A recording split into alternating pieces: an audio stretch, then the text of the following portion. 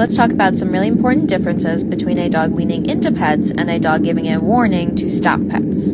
On the left is an example of Oz leaning into pets, while on the right is an example of him giving me a warning to stop. And while this may look very similar at first, there are some giant differences between these two. First thing is the eyes and the ears. As my hand comes in, notice how his head moves up and into my hand, whereas on the right, his head moves away from my hand, lowering down and forwards. On the left, we have soft, squinty eyes, while on the right, we have very hard eyes with a hard stare. On left, ears are softly folded. On right, ears hold a lot of tension. These differences may feel subtle, but they're extremely important to note.